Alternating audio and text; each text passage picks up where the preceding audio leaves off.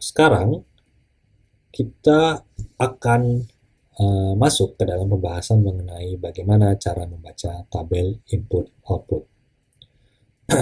Tadi kita sudah bahas bahwa perekonomian di dalam tabel input-output ini, perekonomian diasumsikan disusun oleh N sektor, oleh sejumlah sektor.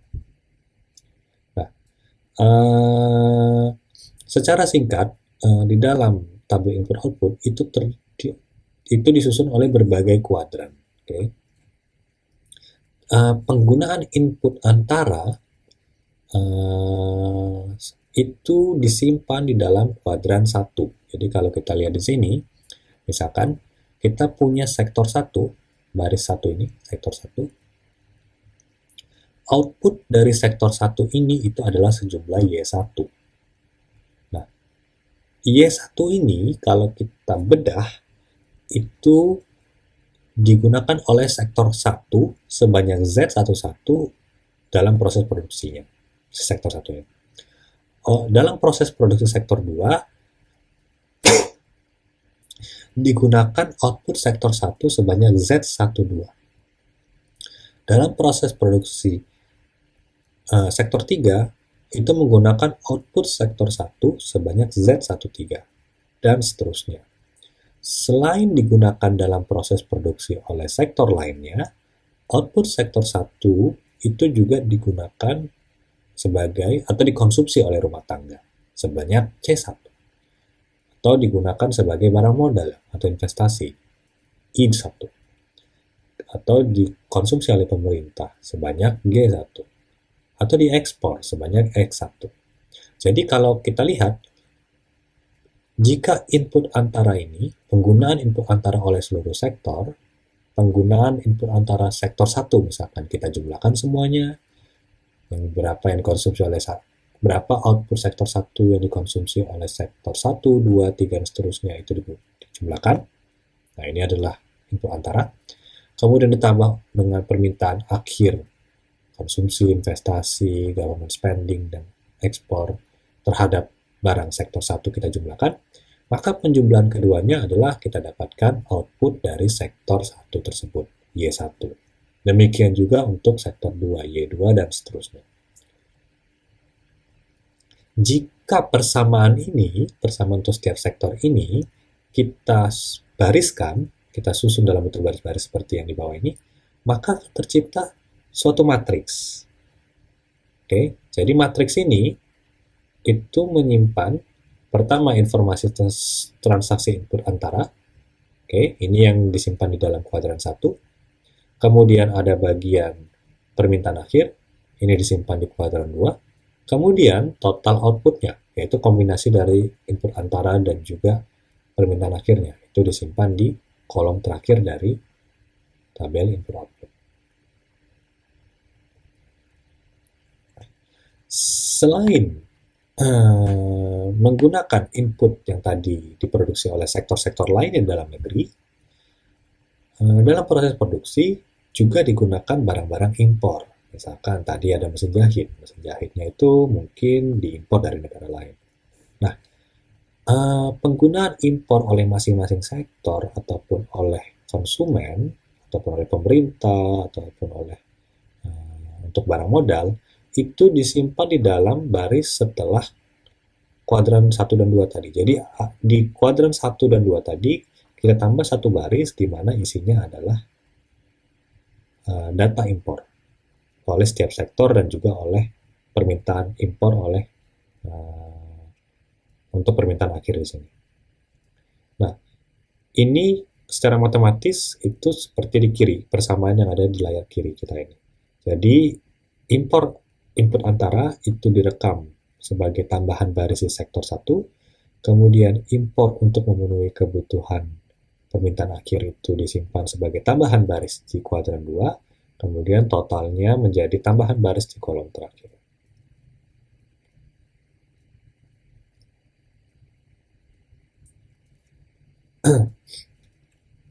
Selain menggunakan input antara domestik dan juga barang impor, dalam proses produksi juga terdapat input dasar atau input primer yang berupa faktor-faktor produksi. Jika kita kembali ke topik pengantar mikroekonomi, faktor-faktor produksi ini itu meliputi misalkan tenaga kerja, barang modal, kemudian struktur usaha atau yang biasa kita kenal sebagai profit. Kemudian juga selain penggunaan faktor produksi, dalam proses produksi juga ada produsen membayar pajak dan juga menerima subsidi. Nah, ini direkam, informasi ini untuk setiap sektor direkam di dalam kuadran ketiga, yaitu kuadran kompensasi input primer.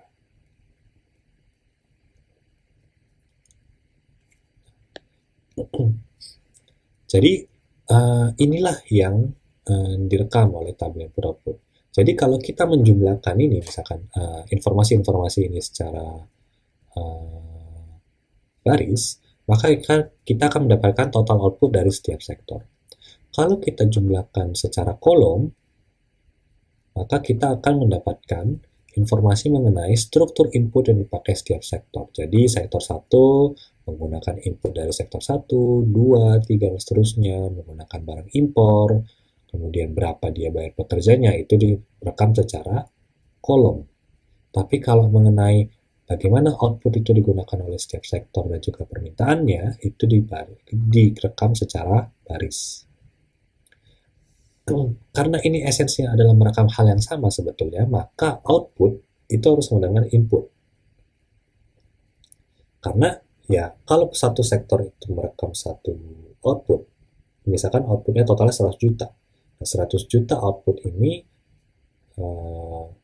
kan bisa digunakan sebagai input antara misalkan sebanyak 50 oleh sektor 1, kemudian 20 oleh sektor 3, dan seterusnya. Jadi ketika total input ini kita jumlahkan, nilainya harus sama dengan total output.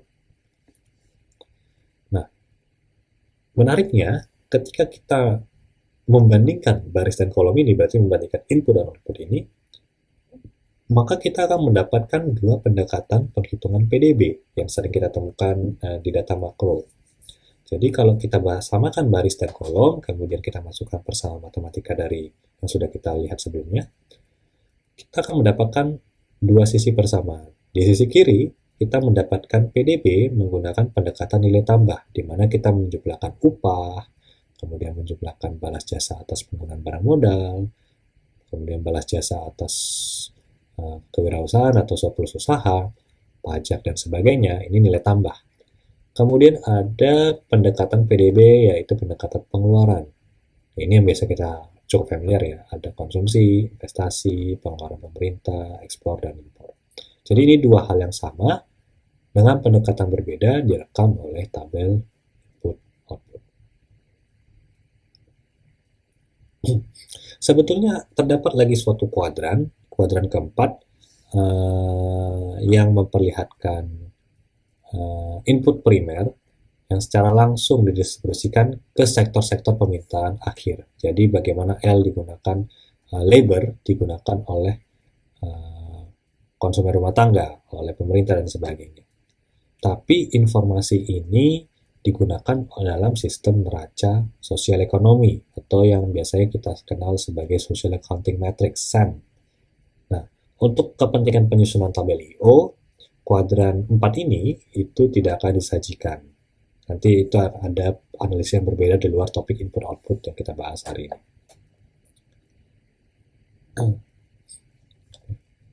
Jadi ini adalah sedikit pengantar mengenai apa itu tabel input-output dan kemudian bagaimana cara membacanya.